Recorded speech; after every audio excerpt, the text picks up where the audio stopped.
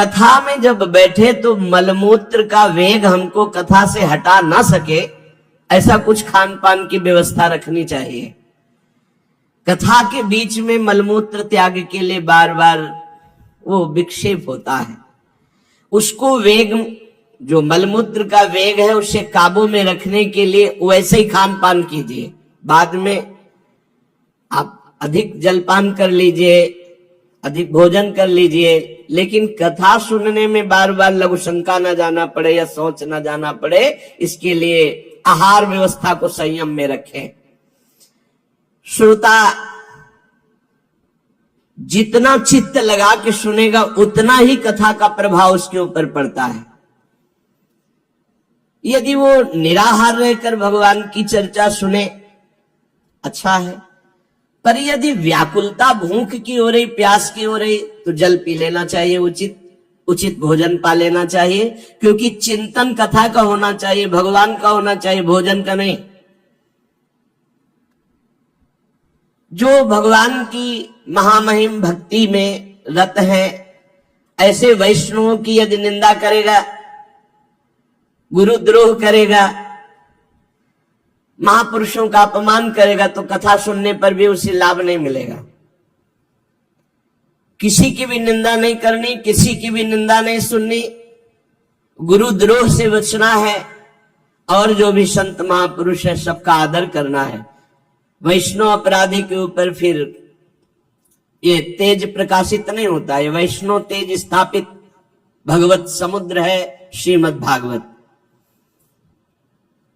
सत्य आचरण, सत्य वार्ता, सत्य संकल्प, पवित्रता, दया, अधिकतर मौन रहने का स्वभाव, सरल स्वभाव, विनयी स्वभाव, उदारता, निरंतर नाम जप, बहुत जल्दी कथा का प्रभाव प्रकाशित होता है। सूत जी कहते हैं, शौनक जी, यूं कहकर महामुनि सनकादि ने 1 सप्ताह तक श्रीमद् भागवत की कथा सुनाई।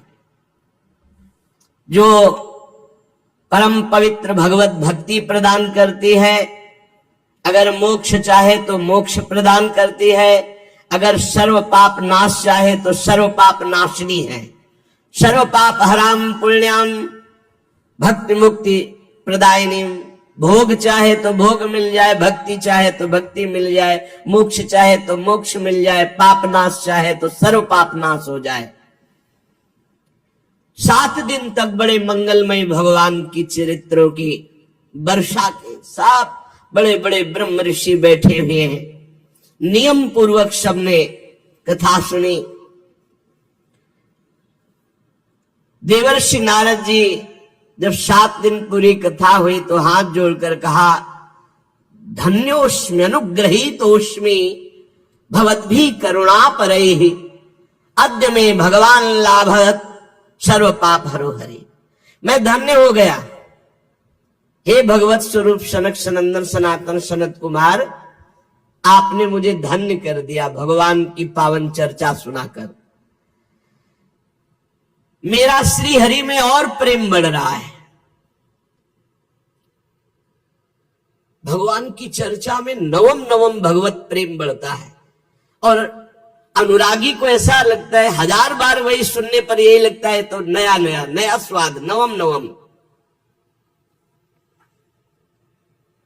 आज मेरे हृदय में भगवान श्री हरि के प्रति अगाध प्रेम बढ़ रहा है। आपने जो भगवत चर्चा सुनाई, मैं सब साधनों में सर्वश्रेष्ठ साधन मानता हूं भगवान श्री वृंदावन बिहारी श्री कृष्णचंद्र जी की प्राप्ति का भगवत चर्चा सुनी जाए। जितना अधिक भगवत चरित्र सुना जाएगा उतना अधिक लाभ प्राप्त होगा। सूत जी कह रहे, नारद जी कथा समाप्त होने पर सनक सनंदन सनातन सनत कुमार की यूं स्तुति कर ही रहे थे कि देखा शोरगुल मच गया, पीछे से सब खड़े होने लगे। तो दृष्टि गई, कौन आ रहा है? तो देखा दिगंबर, शरीर में कोई वस्त्र नहीं, 16 वर्ष की अवस्था, आत्मलाभ से परिपूर्ण भगवान सुखदेव जी पधार रहे। तत्राययो षोडश वार्षिकस्तदा व्यासात्मजो ज्ञान महाब्धि चंद्रमा कथावसाने निज लाभ पूर्ण प्रेमणा पठन भागवतम शनै शनै दृष्ट्वा सदस्या परमोरुतेजसं सद्यः समुत्थाय ददुर्महासनं प्रीत्या सुरर्षिस्तमपूजयत् सुखं स्थितो वदत् संसृणुतामलां गिरं। जे ही स्तवन कर रहे थे सनक सनंदन सनातन सनत कुमार का नारद जी, उसी समय भीड़ में कोलाहल मच गया। क्या? व्यासनंदन भगवान श्री सुखदेव जी पधार रहे। 16 वर्ष की अवस्था, आत्मलाभ से परिपूर्ण, ज्ञान के महासमुद्र, धीरे धीरे श्रीमद् भागवत के श्लोकों का गुनगुनात कर पाठ करते हुए आ रहे। जी ही देखा परम तेजस्वी भगवान सुखदेव जी सभासद सब खड़े हो गए। एक ऊंचा आसन विराजमान किया गया, उसमें श्री सुखदेव जी को लाके विराजमान किया। देवर्षि नारद आदि बड़े बड़े ऋषियों ने पूजन किया। जब सब सुख पूर्वक बैठ गए, भगवान श्री सुखदेव जी ने कहा, मेरी वाणी सुनिए। हे रसिक, हे भक्तजन, हे भावुकजन, ये श्रीमद् भागवत वेद रूप कल्प तरु का परिपक्व फल है और मुझ सुखदेव रूपी सुख के मुख का संयोग हुआ है। इसमें प्रेमामृत रस भरा हुआ है, रस ही रस है। इसमें न छिलका है न गुठली है। पिबत भागवतम रसमालयम मुहुरहो रसिका भुवि भावुकाः। पियो, खूब पियो, अपनी श्रवणेंद्री से ये भगवत चर्चा रूपी महाअमृत रस का खूब पान करो, बार बार पान करो। इसकी रचना भगवान श्री कृष्ण द्वैपायन व्यासदेव जी ने की है। इसमें निष्काम परम धर्म का निरूपण है। इसमें बहुत जल्दी शुद्धंताकरण होकर सत्य वस्तु का बोध हो जाता है। जो श्रीमद् भागवत का श्रवण करता है तो दैहिक दैविक भौतिक तीनों तापों की शांति हो जाती है। जो इसका आश्रय लेता है उसे और कोई साधन करने की आवश्यकता नहीं होती, वो भगवत प्राप्त हो जाता है। जब कभी कोई पुण्यात्मा भगवत कृपा से इसके श्रवण का पूर्ण संयोग बनता है तो उसी समय भगवान निश्चय कर लेते हैं कि अब ये मुझे अधीन कर लेगा। श्रीमद् भागवत श्रवण मात्र से भगवान अधीनता स्वीकार कर लेते हैं। ये विशुद्ध ज्ञान का भी इसमें वर्णन है, भक्ति का भी वर्णन है, वैराग्य का भी वर्णन है। कोई श्रवण करे या कोई गायन करे और दोनों मनन करे तो निश्चित जीवन मुक्ति स्थिति श्रीमद् भागवत प्रदान कर देती है। ये रस केवल मृत्यु लोक में है, न स्वर्ग में है, न सत्य लोक में, न अन्य लोकों में। इसलिए खूब पान करो अपनी श्रवण इंद्री से इस भगवत रस का। सूत जी कहते हैं श्री सुखदेव जी महाराज ये कह ही रहे थे कि उसी समय और कोलाहल हो गया। जैसे श्री सुखदेव जी के आने पर कोलाहल हुआ था, सबकी दृष्टि गई तो देखा अपने पार्षदों के सहित बनमाली भगवान श्री कृष्ण मध्य में सभा के प्रकट हो गए। अब तो और आनंद बढ़ा। बड़े बड़े महापुरुषों ने सुंदर सिंहासन स्थापित किया, भगवान विराजमान हुए, मुरली मनोहर, सबने उनकी पूजा की। अब तो कोलाहल बंद ही नहीं हो रहा था। इतने में देखा तो भगवान महादेव जी उमा सहित, फिर देखा तो भगवान ब्रह्मा जी। अरे आनंद ही आनंद। महादेव जी, ब्रह्मा जी, भगवान श्री हरि सिंहासन में विराजमान। अब तो प्रह्लादस्तालधारी तरलगति तया चोद्धव कांसधारी वीणाधारी सुरर्षि स्वर कुशलतया राग करता अर्जुनो भूत इंद्रो वादीन मृदंगम जय जय सुकरा कीर्तने ते कुमारा यत्राग्रे भाववक्ता सरसर रचनया व्यास पुत्रो बभू। अब तो कीर्तन आरंभ हुआ पूजन के बाद। प्रहलाद जी बड़े फुर्तीले हैं, करताल बजाने लगे, उद्धव जी झांझ, देवर्षि नारद वीणा। गान विद्या में कुशल होने के कारण अर्जुन गान करने लगे, इंद्र मृदंग बजाने लगे, सनकादि बीच बीच में जय हो जय घोष करने लगे और श्री सुखदेव जी महाराज नृत्य करने लगे, भाव भंगियां प्रकट कर रहे हैं। और इनके बीच में भक्ति ज्ञान वैराग्य महान तेजोमय होकर नटों के समान अद्भुत अद्भुत भाव भंगियां प्रकट कर रहे हैं। अलौकिक कीर्तन, भगवान बहुत प्रसन्न हुए और कहा तुम सबकी हमारे प्रति जो प्रियता, हमारे लीला चरित्र के प्रति प्रियता और ये कीर्तन, इससे मैं तुम्हारे अधीन हो गया हूं। वरदान मांगो तुम सब, जिसकी जो इच्छा हो। भगवान के वचन सुनकर समस्त सभा बहुत प्रसन्न हुई, प्रेमार्द चित्त से सबने हाथ जोड़कर कहा भगवान हमारी यही प्रार्थना है कि भविष्य में जहां कहीं भी आपकी कथा हो, आपकी चर्चा हो, आप पार्षदों सहित अवश्य पधारें। जहां कहीं चर्चा हो, भगवान भी वचन देते हैं मद भक्ता यत्र गायन्ति तत्र तिष्ठामि नारदा। जहां भगवत चर्चा होगी भगवान विराजमान है। वैसे सेवक वाणी भी हमारी कहती, रसिद्ध ग्रंथ है, नाम वाणी जहां श्याम श्यामा तहां। जहां नाम वाणी है वहीं श्याम श्यामा विराजमान है। जहां कहीं भी भगवान की चर्चा होगी वहां भगवान अपने पार्षदों के साथ विराजमान होंगे, ऐसा वचन दिया। इसके पश्चात नारद जी ने भगवान तथा उनके पार्षदों को प्रणाम किया। फिर सुखदेव आदि तपस्वियों को नमस्कार किया। फिर जितने कथामृत पान करने के लिए सब लोग आए हुए थे, सबको, सब में भगवान विराजमान है। बड़ा आनंद वर्षा हुई। कोई भी वहां ऐसा नहीं था जिसको मोह हो, सबका मोह नष्ट, सब भगवत स्वरूप में। अब साक्षात ब्रह्मा जी, शंकर जी, बड़े बड़े महापुरुष और स्वयं अखिल कोटि ब्रह्मांड नायक परात्पर इस मुरली मनोहर लालजू महाराज का दर्शन का कोई अज्ञान रह जाएगा।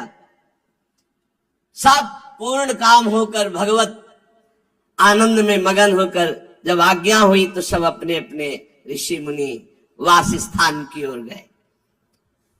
श्री सुखदेव जी महाराज ज्ञान भक्ति और वैराग्य को श्रीमद् भागवत में स्थापित किया। जो इसका पाठ करेगा उसके अंदर ज्ञान बढ़ेगा, वैराग्य बढ़ेगा, भक्ति बढ़ेगी और स्वयं भगवान उसके हृदय में प्रकट हो जाएंगे। भगवान ने वचन दिया है, जो दरिद्र हो, दुख की ज्वाला से जल रहा हो, वासना पिशाची ने जिसको रौंद दिया हो, माया के जाल में जो फंस गया हो, इस संसार से जो पार जाना चाहता हो, उसे इधर उधर नहीं भटकना चाहिए। श्रीमद् भागवत की चर्चा स्वयं करे, स्वयं सुने, 2-2 अध्याय 4-4 अध्याय रोज करे, बड़ा मंगल हो जाएगा। शौनक जी ने पूछा, सूत जी, श्री सुखदेव जी ने राजा परीक्षित को भागवत कब सुनाई? आपने बताया गोकर्ण ने धुंधकारी को सुनाई तो कब, और सनकादि ने नारद जी को सुनाई तो कब? ये मेरी जानने की इच्छा है। सूत जी ने कहा, भगवान श्री कृष्ण के स्वधाम गमन के बाद कलयुग के 30 वर्ष बीत जाने पर भाद्रपद मास की शुक्ला नवमी को सुखदेव जी ने एक कथा आरंभ की, राजा परीक्षित को सुनाई। भगवान के परम धाम जाने के बाद कलयुग के 30 वर्ष व्यतीत होने के बाद, राजा परीक्षित के कथा सुनने के बाद कलयुग के 200 वर्ष बीत जाने पर आषाढ़ मास की शुक्ला नवमी को गोकर्ण जी ने धुंधकारी को कथा सुनाई।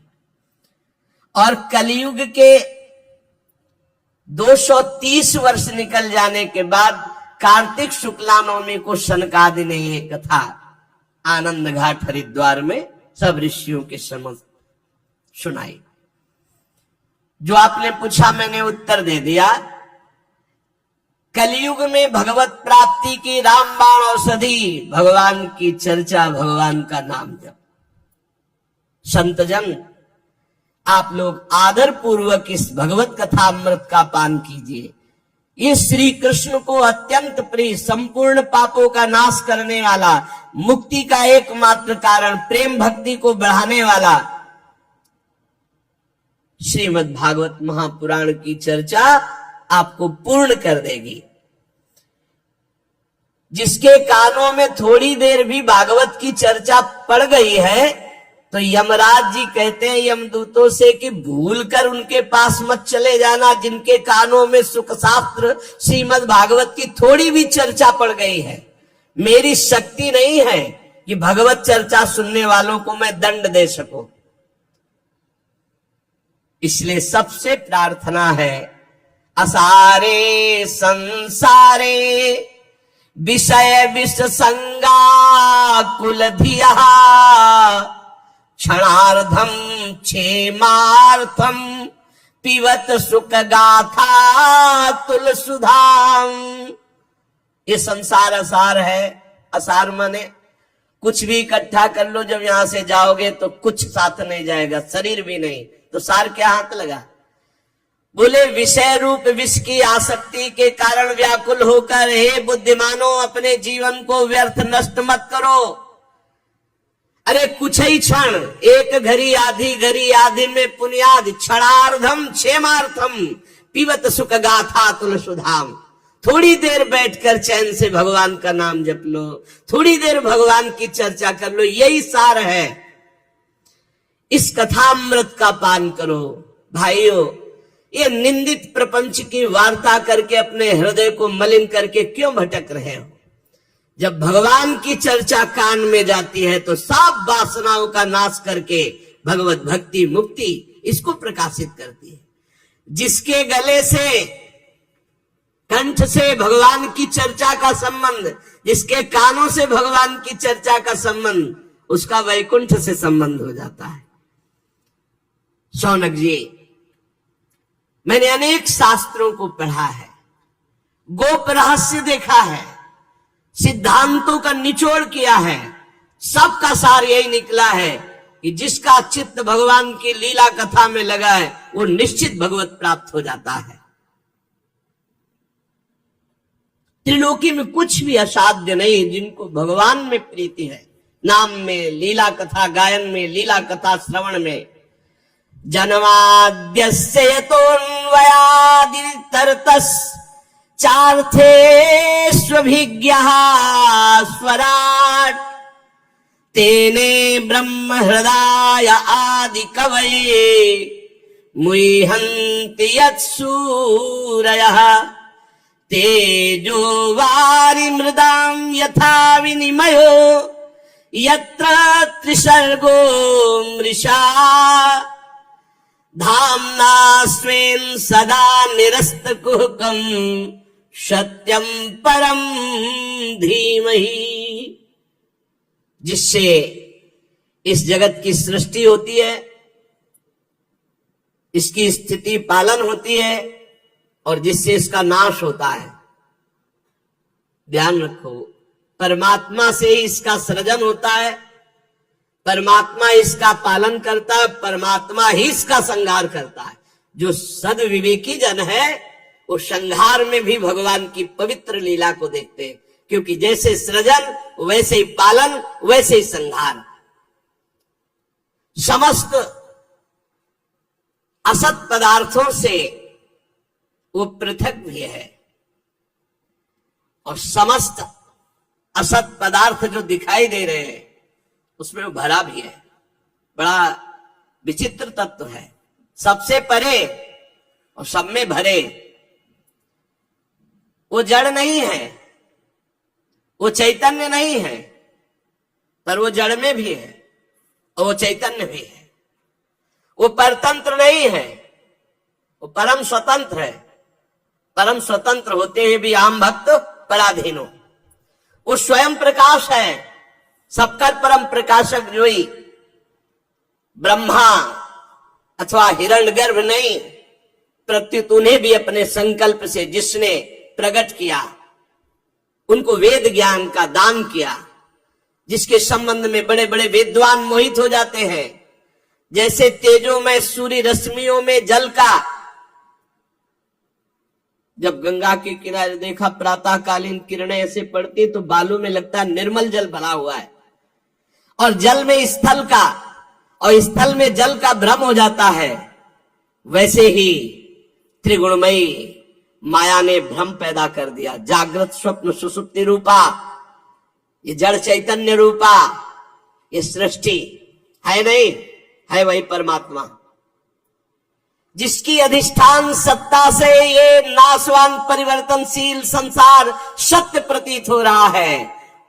उस अपनी स्वयं प्रकाश ज्योति से सर्वदा और सर्वथा माया और माया कार्य से पूर्णता मुक्त रहने वाले परम सत्य स्वरूप परमात्मा का हम ध्यान करते हैं, हम उनको प्रणाम करते हैं। एक बार भगवान विष्णु एवं देवताओं के परम पुण्यमय क्षेत्र नैमिषारण्य में शौनकाद ऋषियों ने भगवत प्राप्ति की इच्छा से 1000 वर्ष में पूरे होने वाले एक महान यज्ञ का अनुष्ठान किया।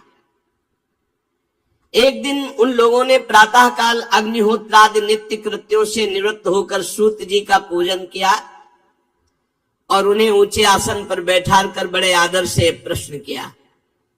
ये सूत जी उनके पुत्र उग्रश्रवा हैं। पहले वाले सूत जी का नाम रोमहर्षण था। तो महाभारत प्रसंग में उसके बाद इसकी रचना हुई, तो अब इसके प्रवक्ता हैं उग्रश्रवा। सूत जी के पुत्र सूत जी ही हुए। रोमहर्षण जी को तो बलराम जी ने कृपा करके परम पद पहुंचा दिया था। जब बलराम जी तीर्थ यात्रा करते हुए गए तो आप सिंहासन पे विराजमान चर्चा कर रहे थे, तो उनका तुम्हें धर्म का ज्ञान है कि महापुरुषों के आने पर उठकर खड़े होना चाहिए, तुम दूसरों को उपदेश करते हो। जब तुम्हें इतना ज्ञान है और उसका पालन नहीं कर रहे हो तो इसका मतलब है तुम दंड के अधिकारी हो। वैसे कुशा उठाया। अब ऋषियों ने कहा हमने तो मंत्र बल से इनको आशीष दिया था कि जब तक हमारी यज्ञ होगी तब तक ये पधारेंगे नहीं, आपने तो आपका तो हो गया, कौजिला दे। तो कहा आपका भी संकल्प व्यर्थ नहीं होना चाहिए और हमारा भी संकल्प। तो उनका पिता ही पुत्र रूप में अवतरित होता है। चलो, तो बिना पढ़े सब कुछ उग्रश्रवा जी के हृदय में, जो सूत जी के हृदय में था, वो सब जागृत हो गया। तो ऋषियों ने नित्य अपना प्रातःकालीन कर्म करके सूत जी का पूजन करके ऊंचे आसन पर बैठाकर प्रश्न किया। ऋषियों ने कहा सूत जी आप निष्पाप हैं, आपको समस्त इतिहास पुराण धर्म शास्त्र सिद्धांत सब का ज्ञान है। वेदवेत्ताओं में श्रेष्ठ भगवान बादरायण ने, श्री कृष्ण द्वैपायन व्यास देव जी ने, भगवान के सगुण निर्गुण रूप को जानने वाले दूसरे मुनियों ने जो कुछ जाना है वो सब आपको ज्ञान है। आपको सब ज्ञान, जितना ऋषि मुनियों को सबको ज्ञान, जो रचना सब कुछ आपको ज्ञान है। और आप बड़े सरल हृदय के हैं, शुद्ध हैं। इसी से अनुग्रह रूप आपके अंदर ये ज्ञान आया है, कृपा से। गुरुजन अपने प्रेमी शिष्य को अपने हृदय की गुप्त से गुप्त बात बता दिया करते हैं। आयुष्मान, आप कृपा करके बतलाइए कि सब शास्त्रों, पुराणों, गुरुजनों, सिद्धांतों, उपदेशों में कौन सा ऐसा सरल साधन है जिससे कलयुगी जीव भगवत प्राप्ति कर ले? आपको सब ज्ञान है, आप संत समाज के भूषण हैं।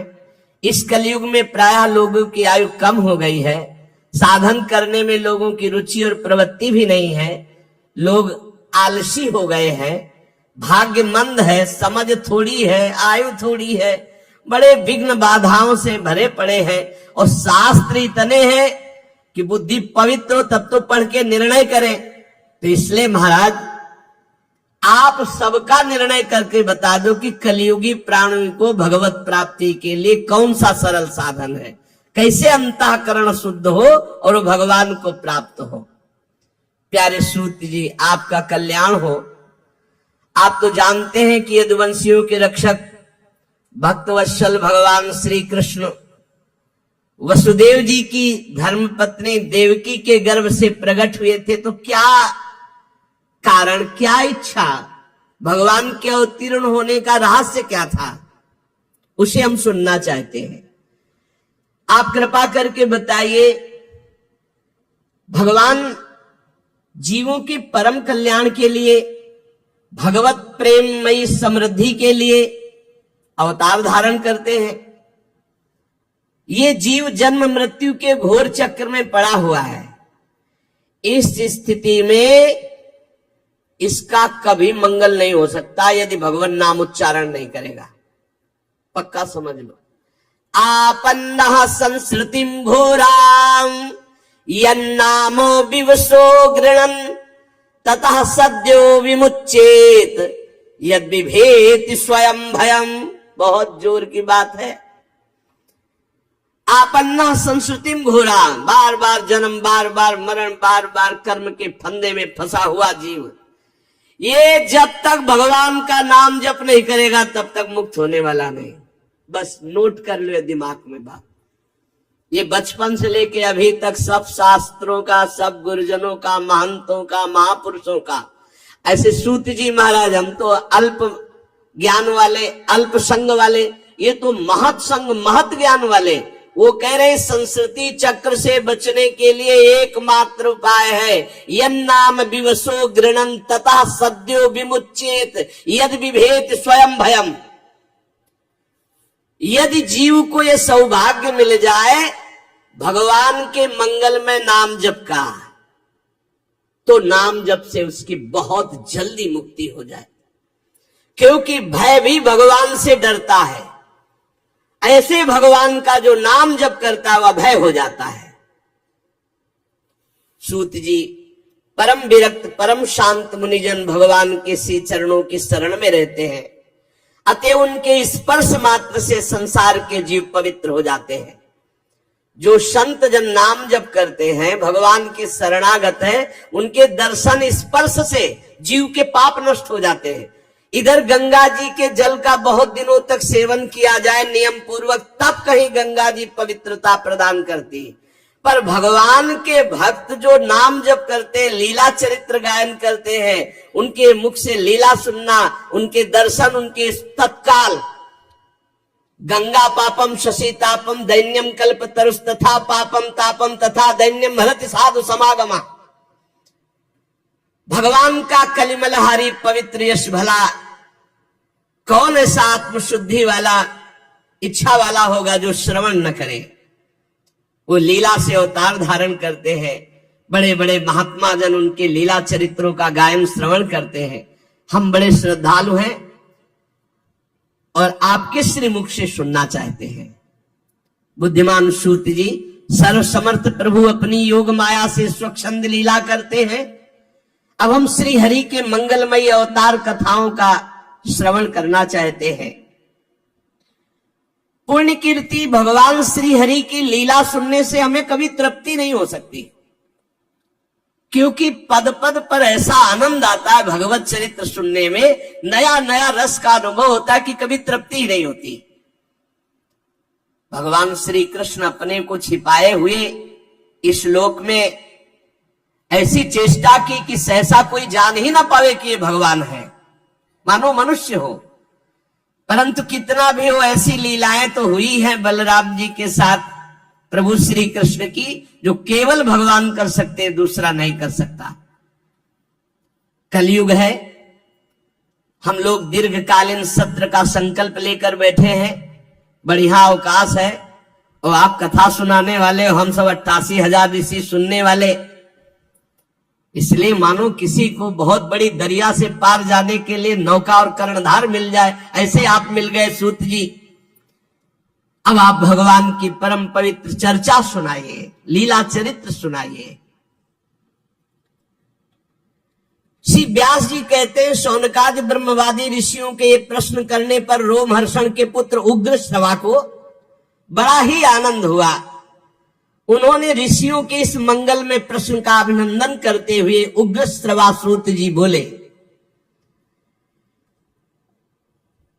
ये उस समय की बात है जब सुखदेव जी महाराज प्रकट होकर, अभी कोई संस्कार नहीं हुआ, लौकिक वैदिक कोई अनुष्ठान नहीं हुआ, बस जन्म हुआ और चल दिए।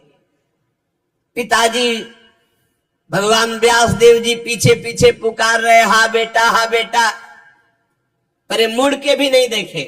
तो वृक्षों से उत्तर निकला, सुकोहम सुकोहम सर्वभूत हृदयम, समस्त भूतों के हृदय में विराजमान भगवान सुखदेव जी। ऐसे महामहिम पहले श्री सुखदेव जी को हम नमस्कार करते हैं। ये श्रीमद् भागवत अत्यंत गोपनीय रहस्यात्मक पुराण है। ये भगवत स्वरूप का अनुभव कराने वाला, इस समस्त वेदों का सार। संसार में फंसे हुए जो लोग घोर अज्ञान अंधकार के पार जाना चाहते हैं, उनको जरूर सुनना चाहिए। बड़ी करुणा है मुनियों की, जो हमारे लिए भगवत प्राप्ति का ये मार्ग प्रशस्त किया है। श्री सुखदेव जी को नमस्कार, श्रीमद् भागवत को नमस्कार। नारायणम नमस्कृत्य नरम चैव नरोत्तमम देवीं सरस्वतीं व्यासम ततो जय मुदीरयेत्। मनुष्यों में सर्वश्रेष्ठ भगवान के अवतार नर नारायण ऋषियों को नमस्कार।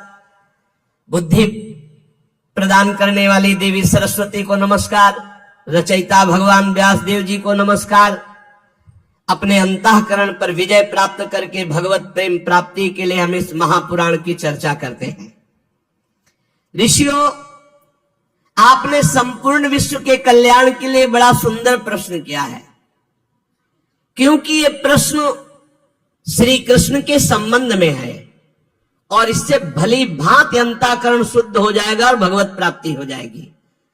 मनुष्यों के लिए सर्वश्रेष्ठ धर्म वही है जिससे भगवान श्री कृष्ण की भक्ति प्राप्त हो जाए।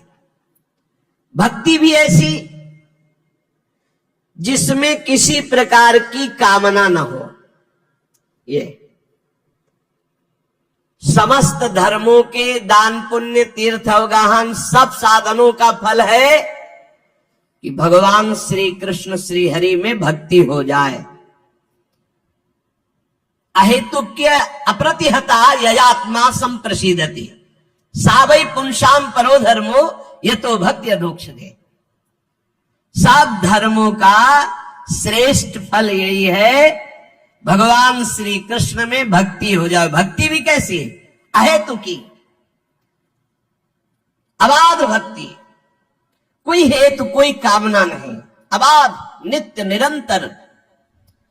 ऐसी भक्ति में हृदय आनंद से लबालब भर जाता है और उसी समय परमात्मा का साक्षात्कार होता है। अखंड प्रसन्नता में भगवान का साक्षात्कार होता है।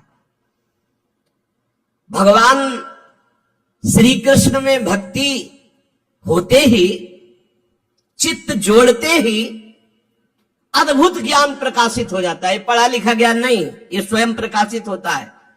वासुदेवे भगवती भक्ति योगः प्रयोजितः जनयत्यासु वैराग्यम ज्ञानम च यद हेतुकम। जो ही चित्त भगवान की भक्ति से युक्त हुआ, चित्त भगवान में जुड़ा, अद्भुत वैराग्य, अद्भुत ज्ञान, अद्भुत प्रेम सब प्रकाशित हो जाता है। धर्म का ठीक ठीक अनुष्ठान करने पर भी यदि हृदय में भगवान की लीला चरित्र के प्रति प्रीति न हो सुनने की, जैसे प्यासा पानी पीने के लिए दौड़ता है, ऐसे कथा की बात सुनकर, वहां कथा हो रही, भगवान की चर्चा हो रही, भागकर सुनने की इच्छा। धर्मा स्वनिष्ठिता पुंसाम विश्वक्सेन कथा सुया नोत्पादयेद्यति रतिम श्रम ही एव केवलम। श्रम ही हुआ, बेकार हो गया। खूब धर्मानुष्ठान किया, तीर्थ याटन किया, भगवान की लीला कथा सुनने में रुचि नहीं, तो बोले आपका धर्मानुष्ठान तीर्थ याटन सब व्यर्थ चला गया। श्रम ही केवलम, निराश्रम ही श्रम। धर्मानुष्ठान का फल है भगवान की कथा में प्रीति हो जाना। कथा सुनने में ऐसा, अब हम जी नहीं सकते बिना कथा के। अगर ये हो कि आज कथा सुनने को नहीं मिलेगी तो ऐसा लगे कि आज होगा क्या, हमें सत्संग में नहीं जाने को मिलेगा, कथा सुनने को नहीं मिलेगी, मेरे जीवन का सार फिर क्या। धर्मानुष्ठान तीर्थयाटन सबका फल है कथा में प्रीति हो जाना। अगर भगवत चर्चा में प्रीति नहीं तो बोले श्रम ही श्रम। धर्म का फल आखिरी मोक्ष पदवी, उसकी सार्थकता अर्थ प्राप्ति में नहीं है। अर्थ का फल, रुपये का फल धर्मानुष्ठान, उसका फल भोग विलासिता नहीं है। भोग विलास जीवन यापन के लिए, इंद्रिय तृप्ति के लिए नहीं है। जीवन निर्वाह भगवत प्राप्ति के लिए, तत्व जिज्ञासा के लिए, उसका फल स्वर्ग आदि लोकों के भोग भोगने के लिए नहीं। बहुत सुंदर सिद्धांत वर्णन कर रहे हैं। सब धर्मों का फल है भगवान की भक्ति हो जाए, सब धर्मों का फल है भगवान की कथा सुनने में रुचि हो जाए। यदि नहीं तो श्रम ही श्रम है। जीवन का उद्देश्य तत्व प्राप्ति, तत्वबोध, भगवत प्राप्ति। तत्ववेत्ता लोग ज्ञाता और ज्ञेय के भेद से रहित अखंड अद्वितीय सच्चिदानंद स्वरूप सब में विराजमान है। यह है तत्वबोध, सब में प्रभु विराजमान। कोई उसे ज्ञानी जन ब्रह्म कहते हैं, योगी जन परमात्मा कहते हैं, भक्त जन भगवान कहते हैं, वही एक तत्व है। श्रद्धालु मुनिजन भगवान की पावन चर्चा श्रवण से परमात्मा स्वरूप का अपने आप अनुभव हो जाता है, पक्का पक्का। जैसे जैसे हम भगवत चर्चा सुनते जाते हैं वैसे वैसे हमारा चित्त प्रभु में जुड़ता है। जहां प्रभु में चित्त जुड़ा कि ज्ञान वैराग्य भक्ति तत्वबोध सब आ जाता है, अपने आप आ जाता है। अपने अपने धर्मानुष्ठान का फल है कि हमसे भगवान प्रसन्न हो जाए, हमारा निरंतर नाम जप चलने लगे। इसलिए एकाग्र मन से भक्तवत्सल भगवान का ही नित्य निरंतर श्रवण करो, कीर्तन करो, ध्यान करो, नाम जप करो। यही जीवन का परम लाभ है। कर्मों की गांठ बड़ी कड़ी है। यदनुध्यासिना युक्ता कर्म ग्रंथि निबंधनम छिन्दन्ति कोविदास तस्य को न कुर्यात् कथारतिम। कर्मों की गांठ बड़ी कठिन है, इसे केवल भगवत चिंतन की तलवार से काटा जाता है। रात दिन अखंड चिंतन,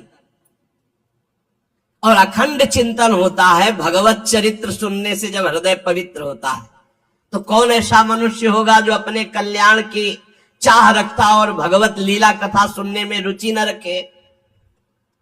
देखो शौनक जी, जब बहुत काल तक पवित्र तीर्थों का सेवन किया जाता है, बहुत सुंदर सिद्धांत का वर्णन है,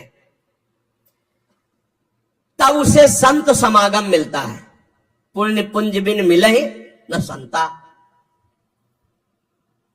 और जब महापुरुषों की, संत महापुरुषों की सानिध्य में हम अपने सौभाग्य का अनुभव करते हैं तो उनकी बातें सुनने में हमें रुचि हो जाती है। तदनंतर श्रवण की इच्छा। तीर्थ आदि पवित्र साधन, उससे महत सेवा, और महत सेवा से तदनंतर श्रवण की इच्छा। श्याम महत सेवया तो वासुदेवे कथा रुचि, महापुरुषों के संतों के संग का, उनकी सेवा का क्या फल? भगवान की कथा सुनने में आसक्ति हो जाए। जहां जहां पी की बात सुने खोजतिन गैनन। फिर कथा में जो रुचि होती है उससे हृदय पवित्र होता है, अशुभ वासनाएं नष्ट होती है और हृदय में तड़पन हो जाती है कि अब भगवान को भूलेंगे नहीं, अब इसी जन्म में भगवत प्राप्ति करनी है, और उसके हृदय में भगवान प्रकाशित हो जाते हैं। जब भगवान की चर्चा सुनने का संयोग बनता है तो पाप थर्रा जाते हैं कि अब तो हमारा नाश हो जाएगा। रजोगुण तमोगुण के भाव काम लोभादि शांत हो जाते हैं, चित्त में सतोगुण निर्मल भाव, समस्त आसक्तियां मिट जाती हैं, हृदय आनंद से भर जाता है, भगवान के तत्व का अनुभव अपने आप हो जाता है। हृदय में आत्मस्वरूप भगवान का साक्षात्कार होते ही हृदय की ग्रंथि छिन्न भिन्न, सारे संदेह मिट गए, कर्म बंधन क्षीण, परमानंद। इसलिए बुद्धिमान जन को चाहिए कि भगवान श्री कृष्ण के प्रति प्रेम भक्ति हो। वही प्रेम भक्ति तत्वबोध और परमानंद की प्राप्ति कराती है, और वो भक्ति होती है नाम जप से, भगवत लीला चरित्र श्रवण से। प्रकृति के 3 गुण हैं, सतोगुण, रजोगुण, तमोगुण। इनको स्वीकार करके संसार की उत्पत्ति, स्थिति और संहार ये एक ही परमात्मा कर रहा है। जो विष्णु बना है वही ब्रह्मा बना है, वही रुद्र बना है। वो एक ही तत्व है, दूसरा नहीं, 3 रूप धारण किए हुए। इसलिए चाहिए उसी परम तत्व भगवान श्री हरि, इनकी आराधना करो।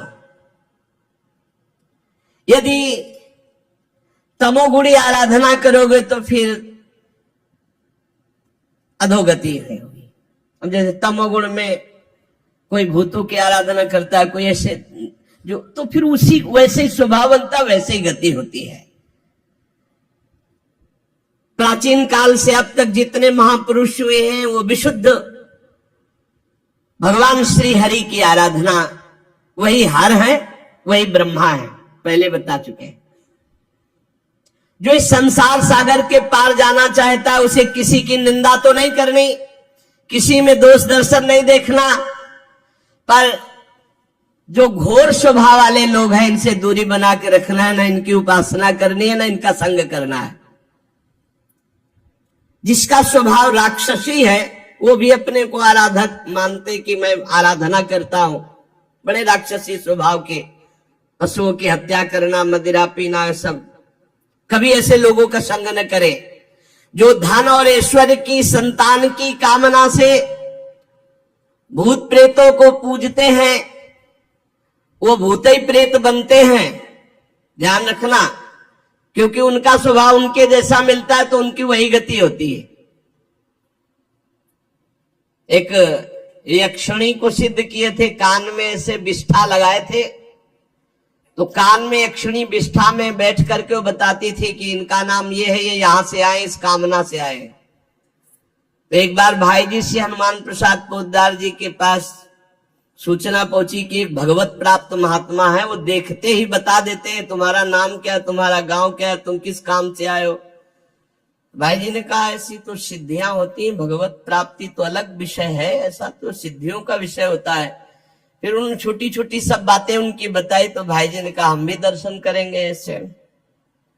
भाई जी गए तो भगवत प्राप्त महात्मा भाई जी, उन्होंने एक ही दृष्टि में देखा भक्ति तो है ही नहीं, और ये कोई साधारण सिद्धि है, ये कोई भागवतिक सिद्धि नहीं। तो जब सब चले गए तो उन्होंने भी बताया कि आप भाई जी से हनुमान प्रसाद पोद्दार जी हैं, आप ये जानने आए हैं कि हम कौन सी सिद्धि रखते हैं। भाई जी ने कहा हाँ ये तो बात है, पर हम ये जानना भी चाहेंगे कि आपका पर्सनल ज्ञान तो है नहीं, आप त्रिकालज्ञ तो है नहीं, फिर आपको बता कौन रहा है। तो आस पास हटा करके फिर कान में रुई ऐसे लगाए हुए थे, दिखाया कि ये मल है और इसमें यक्षिणी बैठी है, वो सब बताती है। भाई जी ने कहा हम इस बात से प्रसन्न हुए कि आपने कोई छल कपट नहीं किया, आपने स्पष्ट बता दिया, लेकिन हम ही आपको बताते जा रहे हैं कि यही आपकी दुर्गति करेगी, आप सबको बताते हैं और मैं तुम्हें बताता हूं कि यही तुम्हारी दुर्गति करेगी। एक दिन यक्षिणी से पूछा उसने कि हम मरेंगे कब? तो मरने का टाइम उसने बता दिया। तो मरने के टाइम को जो सुना तो भागे नर्मदा की तरफ कि वहां जाके एकांत में अब क्योंकि उनको पता था कि इससे कल्याण थोड़ी होना है। उठा के पटक दिया यक्षिणी ने कहा जिंदगी भर गुलामी करवाता रहा, अब जाएगा अपने को तरने के लिए। अब मैं तेरे ऊपर सवार रहूंगी, तू मेरी आज्ञा का पालन करेगा। अभी शरीर छूटे तेरा तब अभी दे। बिल्कुल ले नर्मदा जी जा ले दिया, पटक दिया उठा के। तो कह रहे हैं जो भूत प्रेतों की उपासना करते मिलता जुलता स्वभाव है, उनकी गति भी ऐसी ही हो जाती है। पितृभूत प्रजेशादीन श्रेय ऐश्वर्य प्रजेप्शवः, जो रुपये की कामना से, संतान की कामना से, नाना प्रकार की भोग कामना से, ये सब बहुत सावधान जीवन भगवान की प्राप्ति के लिए है। वेदों का तात्पर्य श्री कृष्ण में है, यज्ञों का उद्देश्य श्री कृष्ण है, योग श्री कृष्ण है, समस्त कर्मों की समाप्ति श्री कृष्ण में है। ज्ञान से ब्रह्म स्वरूप श्री कृष्ण को ही जाना जाता है। तपस्या से श्री कृष्ण की प्रसन्नता प्राप्त की जाती है। धर्मानुष्ठान से श्री कृष्ण को ही रिझाया जाता है। सब साधनों की गतियां श्री कृष्ण में ही समा जाती है। वासुदेव परा वेदा, वासुदेव परा मखा, वासुदेव परा योगा, वासुदेव परा क्रिया, वासुदेव परम ज्ञानम, वासुदेव परम तपा, वासुदेव परो धर्मो, वासुदेव परागति। इसलिए अन्यत्र दृष्टि मत दो, अपने मन को घसीट कर सर्वलोक महेश्वर जिन्हें परमात्मा कहा गया, ब्रह्म कहा गया, भगवान कहा गया, उन श्री कृष्ण में चित्त को लगाओ। भगवान के द्वारा ही इस सृष्टि की रचना हुई है, इसका पालन होता है, इसका लय होता है। वो विभिन्न रूप धारण किए हुए वही हैं। श्री श्रुति जी कहते हैं सृष्टि के प्रारंभ में कोई तारीख नहीं लिखी है कब किस दिन से प्रारंभ हुई। ये ऐसी अनिर्वचनीय माया है कि इसकी कुछ तारीखें नहीं होती। कब आप शिशु से बाल्यावस्था से कुमारावस्था, कुमारावस्था से जवान और जवानी से बुढ़ापा, तिथि तारीख ऐसा किसी को आज तक, चाहे जो कोई हो, बकवास भले लिख दे लेकिन किसी को पता नहीं, क्योंकि अनिर्वचनीय है। भगवान का जैसे स्वरूप ऐसे माया का भी स्वरूप है। तो सृष्टि के आदि में कब हुई, तारीख, संवत्सर, दिन कुछ नहीं, अनिर्वचनीय। भगवान ने अपने आप से अपने आप के लोकों के निर्माण की इच्छा की। जो ही इच्छा हुई तो महातत्वादि निष्पन्न 10 इंद्रियां, 1 मन, 5 भूत, ये 16 कलाएं प्रकट हो गई। 5 कर्मेंद्री, 5 ज्ञानेन्द्री, 10 इंद्रियां, 1 मन, वही अंतःकरण चतुष्टय कहा जाता है। निश्चय के कारण बुद्धि, चिंतन के कारण चित्त, क्रिया स्वीकृति के कारण अहंकार, वस्तुतः 1 मन ही अंतःकरण है। और 5 भूत जिनसे शब्द, स्पर्श, रूप, रस, गंध, आकाश, वायु, अग्नि, जल, पृथ्वी, ये भगवान ही बन गए। जे ही इच्छा की तो महातत्ववादी से निष्पन्न पुरुष रूप ग्रहण किया। 10 इंद्रियां, 1 मन, वही अंतःकरण चतुष्टय, और 5 भूत, 5 ज्ञानेन्द्रियां, 5 कर्मेंद्रियां, अंतःकरण चतुष्टय, पंचभूत और उनकी तन मात्राएं, शब्द, स्पर्श, रूप, रस, गंध, आप ही बन गए। ये आप ही बले हैं, सब आप ही बले हैं। तभी संशय नहीं होगा जब ये बात आप सुन करके स्वीकार करेंगे। उन्होंने जब शब्द, स्पर्श, रूप, रस, गंध के मूल पंचभूत तो उनमें जल भी है, अब वो जल में शयन करने लगे। योग निद्रा का विस्तार कर लिया। कुछ समय बाद उनकी नाभि से वही इच्छा जो मैं बहुत रूपों में हूं, वो एक कमल बन करके प्रकट हुई। पहले 5 कर्मेंद्रियां, 5 ज्ञानेन्द्रियां, अंतःकरण चतुष्टय, 5 महाभूत और 5 तन मात्राएं। अब जल में शयन किया और कुछ समय बाद उनकी नाभि से कमल प्रकट हुआ।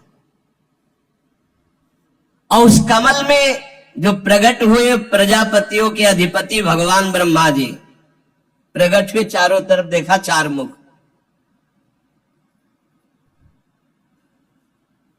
अब उन्होंने दिव्य दृष्टि से ब्रह्मा जी के पास जो थी देखना शुरू किया कि मैं कौन, कहां, कैसे कैसे आ गया, मैं कौन हूं। भगवान से बड़ी प्रार्थना की, अव्यक्त परमात्मा से। भगवान की उस विराट रूप अंग प्रत्यंग में ही समस्त लोकों की कल्पना हुई। समस्त लोग भगवान में ही विराजमान है, सब में भगवान विराजमान है और सब भगवान में विराजमान है। ये ज्ञान जिसको हो जाता है वो भगवत प्राप्त हो जाता है। यो माम पश्यति सर्वत्र सर्वम च मयि पश्यति तस्याहं न प्रणश्यामि सच में न प्रणश्यति। योगी लोग दिव्य दृष्टि से भगवान के उस स्वरूप का दर्शन करते हैं। वो भगवान का जो स्वरूप है, हजारों पैर, हजारों जांघें, हजारों भुजाएं, हजारों मुखों वाला विराट रूप भगवान का। सहस्त्र शीर्षा पुरुषा सहस्राक्ष सहस्त्रपाद, जो भगवान का स्वरूप है। हजारों पैर वाला, हजारों जांघों वाला, हजारों भुजाओं वाला, हजारों मुखों वाला, हजारों सिर, हजारों कान, हजारों आंखें, हजारों नासिका, हजारों मुकुट, वस्त्र, कुंडल, आभूषण, सब यही भगवान का विराट रूप है। इसी से अनेक अवतारों का प्रादुर्भाव होता है। ये छोटे छोटे अंश से देवता, पशु, पक्षी, मनुष्य आदि योनियों की सृष्टि, ये सब इसी से विराट पुरुष से हुई है। तो सबसे पहले कौमार सर्ग में सनक, सनंदन, सनातन, सनत कुमार।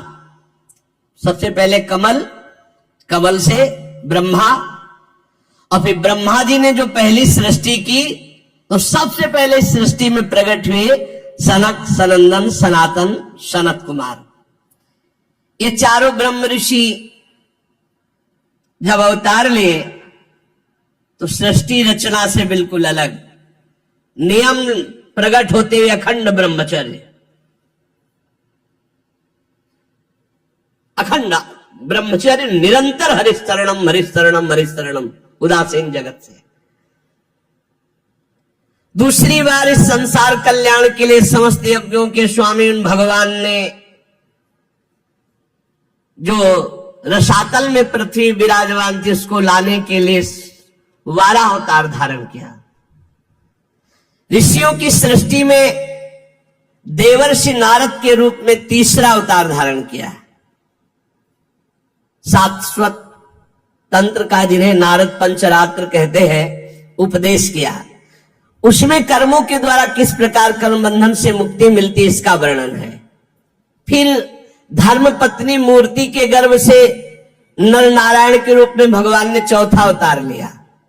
इस अवतार में उन्होंने ऋषि बनकर मन और इंद्रियों का सर्वथा संयम करके, जो तपस्या करना बड़ा कठिन है, उस तप को किया।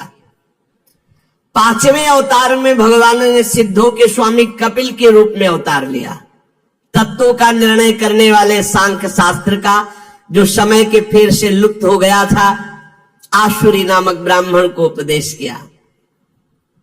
ये भगवान अपने स्वरूप को सृष्टि में कितने रूपों में प्रकाशित किए, ये वर्णन। सबसे पहले भगवान 5 ज्ञानेन्द्रिय, 5 कर्मेंद्रिय, अंतःकरण, चतुष्टय, पंच महाभूत और पंच तन्मात्रा।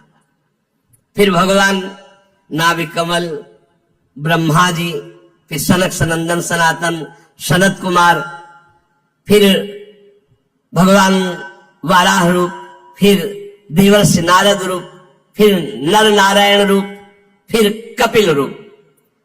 अनुसुईया के वर मांगने पर छठे अवतार में अत्रि की संतान दत्तात्रेय के रूप में भगवान प्रकट हुए। इस अवतार में उन्होंने अलर्क और प्रहलाद आदि को ब्रह्म ज्ञान का उपदेश किया। 7वें में रुचि प्रजापति की आकुति नामक पत्नी से यज्ञ के रूप में भगवान ने अवतार ग्रहण किया। अपने पुत्र याम आदि देवताओं के साथ स्वयंभू मनवंतर की रक्षा की। राजा नाभ की पत्नी मेरु देवी के गर्भ से ऋषभ भगवान के रूप में अवतार हुआ, जिनके पुत्र भरत जी, जो जड़ भरत जी कहलाए गए। ये 8वां अवतार भगवान का ऋषभ देव के रूप में। इस रूप में परमहंसों का वह मार्ग जो सभी आश्रमियों के लिए वंदनीय है, स्वयं ऋषभ रूप धारण करके दिखाया करके। ऋषियों की प्रार्थना से 9वीं बार वे राजा पृथु के रूप में अवतीर्ण हुए। शौनकादि ऋषियों, इस अवतार में उन्होंने पृथ्वी से समस्त औषधियों का दोहन किया। ये अवतार सबके लिए बड़ा कल्याणकारी हुआ। चाक्षुष मनवंतर के अंत में जब सारी त्रिलोकी समुद्र में डूब रही थी, तब भगवान ने मत्स्यावतार धारण किया, जो 10वां अवतार है। पृथ्वी रूपी नौका पर बैठाकर अगले मनवंतर के अधिपति वैवस्वत मनु की रक्षा की। फिर भगवान ने जिस समय देवता और दैत्य समुद्र मंथन कर रहे थे, उस समय 11वां अवतार धारण किया, कच्छप रूप, जो मंदराचल को अपनी पीठ पे धारण किया। फिर उसी समुद्र मंथन में 12वीं बार धन्वंतरी के रूप में अमृत कलश लेकर समुद्र से प्रकट हुए। फिर वही उसी समय 13वीं बार मोहिनी रूप धारण करके दैत्यों को मोहित करके देवताओं को अमृत पान कराया। फिर भगवान ने जो 14वीं बार अवतार लिया, वो बड़ा ही भयंकर रूप था, नरसिंहावतार। अत्यंत बलवान दैत्यराज हिरण्यकश्यप की छाती अपने नखों से फाड़ डाली, जैसे चटाई फाड़ डाली। प्रहलाद जी को सताने के कारण बहुत आवेश में भगवान बड़ा भयंकर रूप, सब कांप रहे थे एक दहाड़ में, ऐसा नरसिंह रूप। 15वीं बार वामन का रूप धारण करके भगवान दैत्यराज बलि के यज्ञ में गए। अंदर से चाहते थे त्रिलोकी का राज्य, परंतु मांगी उन्होंने केवल 3 पग पृथ्वी।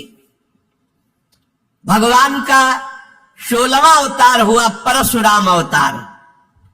जब देखा कि ये दुष्ट स्वभाव वाले राजा लोग धर्मद्रोही है, मनमानी आचरण कर रहे, तब क्रोधित होकर 21 बार इन धर्म विरोधी स्वभाव वालों का विनाश किया। 21 बार।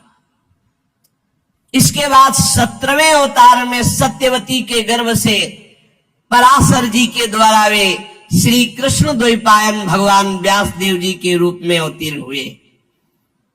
उस समय लोगों की समझ और धारणा शक्ति कम देखकर आपने वेद रूप वृक्ष की कई शाखाएं बना दी। 18वीं बार देवताओं का कार्य संपन्न करने की इच्छा से राजा राम के रूप में भगवान ने अवतार धारण किया, जिसमें समुद्र पर सेतु बांधना, रावण वध, बड़ी मंगलमयी लीलाएं भगवान मर्यादा पुरुषोत्तम श्री रामचंद्र जी ने की।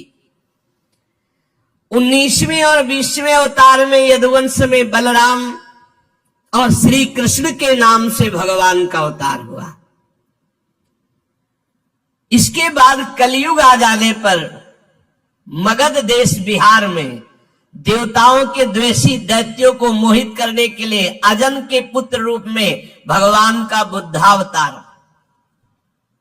उस समय कह रहे कि होगा तो हो गया है। इसके भी बहुत पीछे बाद, जब बिल्कुल कलयुग का अंत होना होगा, जब सब लुटेरे हो जाएंगे, कोई किसी का रक्षक नहीं, सब मतवादी आचरण, तो विष्णु यश नामक ब्राह्मण के घर कल्कि के रूप में भगवान अवतीर्ण होंगे। यहां 22 अवतारों की गणना की गई, परंतु भगवान के 24 अवतार प्रसिद्ध हैं। कुछ विद्वान 24 की संख्या यूं पूर्ण करते हैं। रामकृष्ण के अतिरिक्त 20 अवतार तो उपयुक्त है ही, शेष 4 अवतार भगवान श्री कृष्ण के ही अंश हैं। स्वयं श्री कृष्ण तो पूर्ण परमेश्वर है, वे अवतार नहीं अवतारी हैं, अतः श्री कृष्ण को अवतारों की गणना में नहीं गिनते। उनके 4 अंश, एक तो केश का अवतार, दूसरा सुतपा तथा प्रश्नि पर कृपा करने वाला अवतार, तीसरा संकर्षण और चौथा परब्रह्म। इन चारों अवतारों से विशिष्ट 5वें साक्षात भगवान वासुदेव। दूसरे विद्वान ऐसा मानते हैं कि 22 अवतार तो प्रयुक्त है। इनके अतिरिक्त 2 अवतार और हैं, हंसावतार और हयग्रीव अवतार। ऐसे भगवान के 24 अवतार होते हैं। शौनकादि ऋषियों, जैसे अगाध सरोवर से हजारों छोटे छोटे धाराएं निकलती है, वैसे ही भगवान श्री हरि के असंख्य अवतार और होते हैं, जिनका वर्णन है असंख्य। वो अपने भक्त के लिए कभी कोई अवतार धारण कर सकते हैं। जैसे द्रौपदी के लिए चीर अवतार धारण किया, कहां लिखा है? द्रौपदी के लिए चीर अवतार तो 24 में थोड़ी है।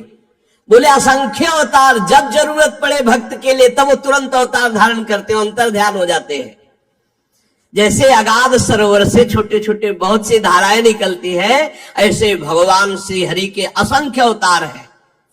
ऋषि, मनु, देवता, प्रजापति, मनु पुत्र और जितने भी महान शक्तिशाली वे सब के सब भगवान के ही अंश हैं। ये सब अवतार तो भगवान के अंशावतार अथवा कलावतार है, परंतु भगवान श्री कृष्ण तो स्वयं भगवान अवतारी है, सबके अवतारी है। जब लोग दैत्यों के अत्याचार से व्याकुल हो उठते हैं, तब युग युग में अनेक रूप धारण करके भगवान उनकी रक्षा करते हैं। भगवान के दिव्य जन्मों की कथा अत्यंत गोपनीय रहस्यमयी है। जो मनुष्य एकाग्र चित्त से नियम पूर्वक प्रातः काल या सायं काल इस कथा को सुनेगा, वो समस्त दुखों और पापों से छूट जाएगा। प्राकृत स्वरूप रहित चिन्मय भगवान का जो स्थूल जगदाकार रूप है, ये जगदाकार रूप भगवान ही है। ये उनकी माया के महत्त्वादि गुणों से भगवान में ही कल्पित है। जैसे बादल वायु के आश्रय रहते हैं, धूसरपना धूल में होता है, परंतु अल्प बुद्धि मनुष्य बादलों को आकाश में और धूसरपने का वायु में आरोप करते हैं। ऐसे ही अविवेकी पुरुष सबके साक्षी आत्मा में स्थूल दृश्य रूप जगत का आरोप करते हैं। इस स्थूल रूप से परे भगवान का एक सूक्ष्म अव्यक्त रूप है, जो ना तो स्थूल की तरह आकार आदि गुणों वाला है और न देखने में आता है न सुनने में आता है। वो सूक्ष्म से सूक्ष्म है। आत्मा का आरोप या प्रवेश होने से वही जीव कहलाता है। बात समझिए अगर पकड़ पा रहे हो। इस आकार आदि से अलग भगवान का एक सूक्ष्म रूप है, न देखने में आता है, न सुनने में आता है, न पकड़ में आता है। सूक्ष्म स्वरूप, उसी को आत्मा कहा गया है। और वही जब शरीराभिमान से युक्त हो जाता है तो उसी को जीव कहते हैं। और उसी शरीराभिमानी का बार बार जन्म मरण होता है। और है कौन? वही है, वही है। बस ये बात समझना है। भगवत स्वरूप होकर भगवत लीला में जाया जाता है। भगवान का एक सूक्ष्म अव्यक्त रूप है, जिसका आकार आदि नहीं है, न देखने में आता है न सुनने में आता है। वो बड़ा सूक्ष्म है। तो क्या कहते हैं उसको? बोले आत्मा। और जब वही आत्मा अपने स्वरूप को भूलकर देह भाव में आ जाती तो उसे कहते हैं जीव। और इसी जीव का बार बार जन्म मरण होता है। ये लौटते चले जाओ तो पहुंचोगे वही प्रभु में ही। उपर्युक्त सूक्ष्म और ये स्थूल शरीर, वो सूक्ष्मात्म तत्व स्थूल शरीर अज्ञान के कारण अपना मैं मान लेता है। ये शरीर को मैं मान लेना, सारा झंझट इसी में है। अब जिस अवस्था में गुरु प्रताप से आत्मस्वरूप का बोध हो जाए, शरीर से मैंपन हट जाए, उसी समय जीवन मुक्त ब्रह्म स्वरूप तत्वज्ञानी लोग इस रहस्य को जानते हैं। ये बुद्धि परमेश्वर की साक्षात माया है, बुद्धि तुम्हारी। ये जीव इसी बुद्धि में आसक्त होकर दुर्गति को प्राप्त हो रहा। जैसा निर्णय बुद्धि करती वैसे ही वो करता है, इसलिए बंधता चला जाता है। और जीव है कौन? बोले परमानंद में साक्षात परमात्मा। ये शास्त्र कह रहा है, शास्त्र। आप भूल से शरीर में आसक्त हो, इसलिए जीवात्मा। और शरीर का भाव छोड़ो और परमात्मा स्वरूप में तो ब्रह्मविद ब्रह्म ही भवति। अभी आप वही थे जो जिसकी आराधना कर रहे हैं, हम वही है, उसी के अंश है, उसी के स्वरूप है। जब गीध अपने शरीर को छोड़ के जाता है तो कौन सा रूप होता है? हरि रूपा। गीध देह तज धरि हरि रूपा। भगवान के धाम में कौन सा रूप? हरि रूप लेके। जैसे निकुंज में कौन रूप? प्रिया सहचरी, प्रियाजू का प्रतिबिंब रूप। उसी समय जीव परमानंदमय स्वरूप को प्राप्त हो जाता है, जिस समय बुद्धि से अपना संबंध हटा देता है। बुद्धि में फंस गया पुरंजनी में फंस गया, और पुरंजनी में फंस करके अनेकों पुर में वो रमण कर रहा है। कभी सुअर, कभी कुत्ता, कभी गधा, कभी क्या क्या। इसीलिए तत्वज्ञानी लोग जानते हैं कि इस परमात्मा की माया का नाम बुद्धि है। इस बुद्धि रूपा माया से बच जाए, और सलाह इसी बुद्धि की होती पूरी की पूरी। जितनी जेलें भरी, जितने अपराध हैं, सबकी सलाहकार ये बुद्धि है। और भगवान कहते हैं मुक्त होना है तो बुद्धि को मेरे में अर्पित कर दो। मयि मन आधत्स्व मयि बुद्धि निवेश है। वास्तव में कोई जन्म मरण नहीं। बोले यहाँ रोज फूक रहे हैं, रोज मर रहे हैं, रोज जन्म रहे, कहे जन्म मरण स्वप्न स्वप्न स्वप्न में जैसे देखा ना, तो जगने पर सब झूठा होगा ना। ऐसे ही ये मोह चल रहा, बड़ा भारी स्वप्न चल रहा है। अब भगवान कृपा करे तुम जाग जाओ तो तुम भी यही बोलोगे जैसा शास्त्र में लिखा है। तो क्या करे?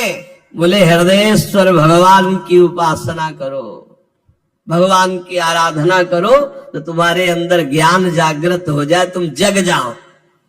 भगवान की लीला अमोघ है। उन्हीं की लीला से सृजन होता है, पालन होता है, संहार होता है। किंतु भगवान किसी में आसक्त नहीं, न सृजन में, न पालन में, संहार। बोले भगवान को दुख नहीं होता है मर रहे? नहीं होता। क्यों? आप फिल्म देखते हैं, आपको दुख होता है क्या?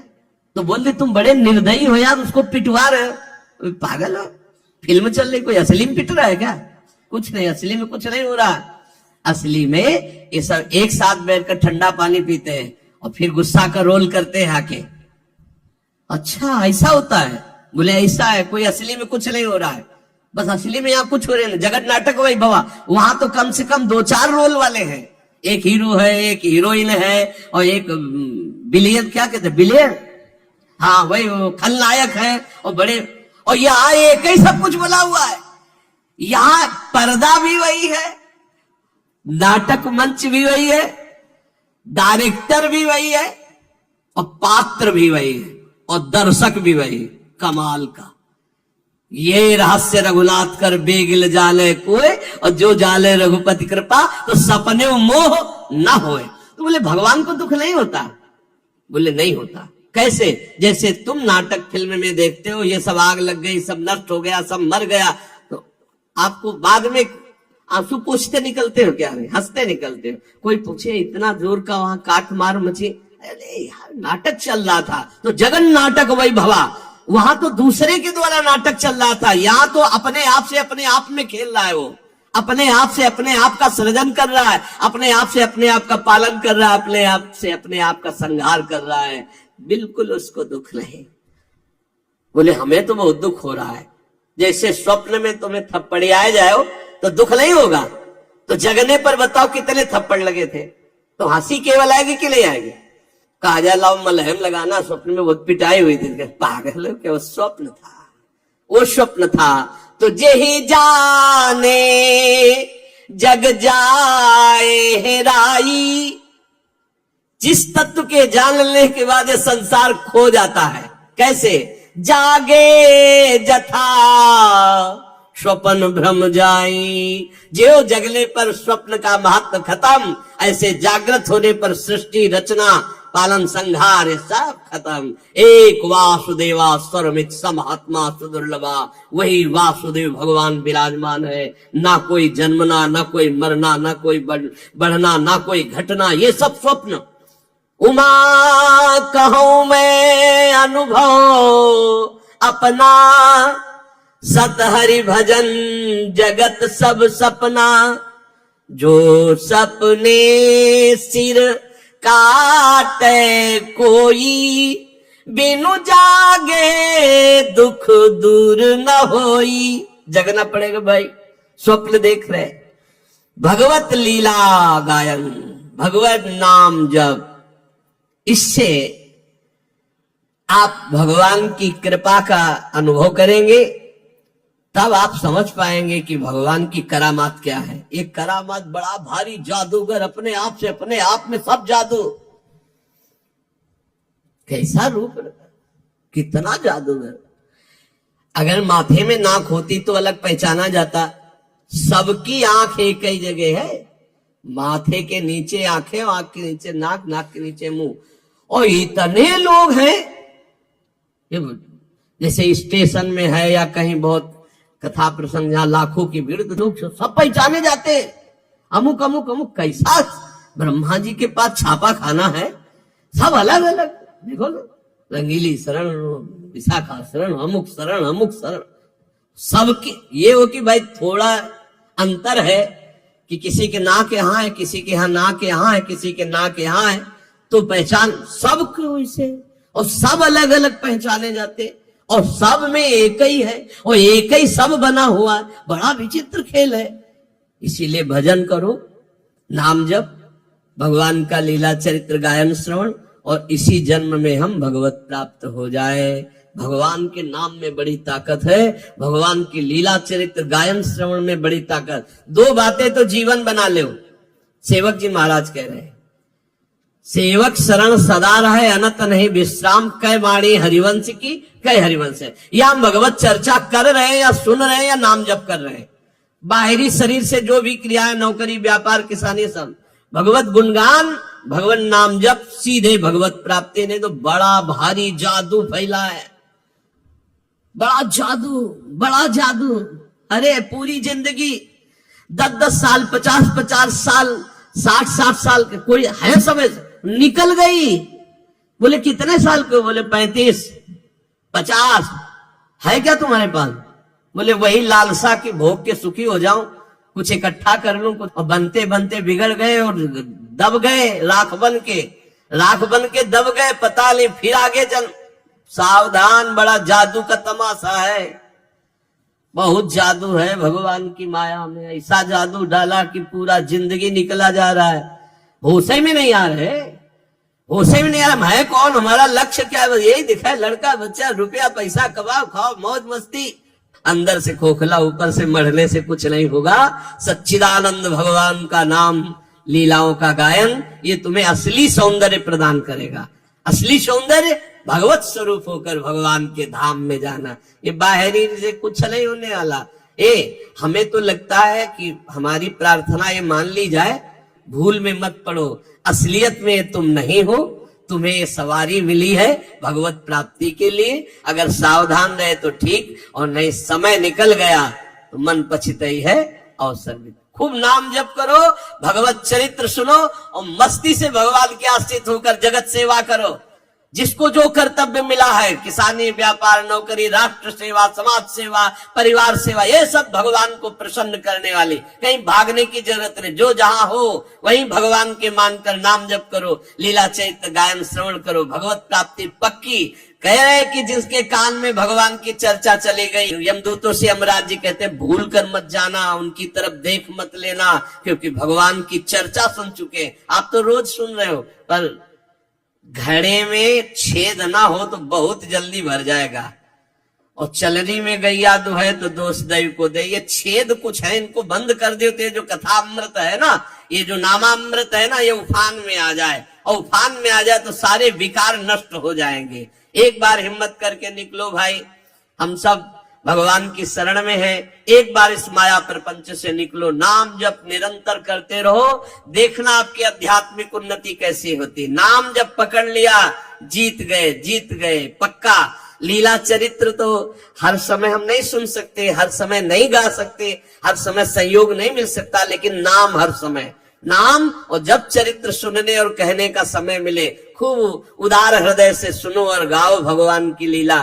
तव कथा अमृतम तप्त जीवन, ये हृदय को बड़ा आनंद प्रदान करने वाली, मोहमल का नाश करने वाली, भगवान की सर्व पापों का नाश करके परम पद प्रदान करने वाली है। धुंधकारी जैसा पापी 7 दिन में भगवान के परम पद का अधिकारी हो गया। और आप धाम में बैठ करके रोज चर्चा सुन रहे हैं, अब आपको संशय है क्या? पर विमान तो यहाँ नहीं आएगा, यहाँ तो बस ऐसे जाना, दरवाजा खुला, अंदर गए। यहाँ विमान नहीं आएगा, विमान की आशा में मत रहना, यहाँ विमान नहीं आएगा। तो वृंदावन धाम है, बस ये वर्दी छूटी, पोशाक दूसरी मिली और श्री जी के पास चले गए। यहीं तो जाना है, यहीं पास ही में है, बस दरवाजा खुलना है। दरवाजा खुला, दिव्य वृंदावन चल सके।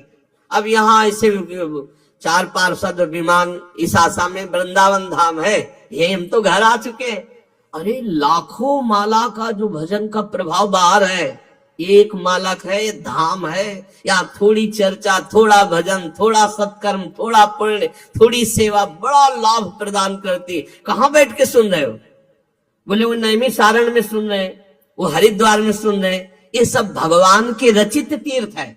नैमी सारण तीर्थ जानते हो क्यों?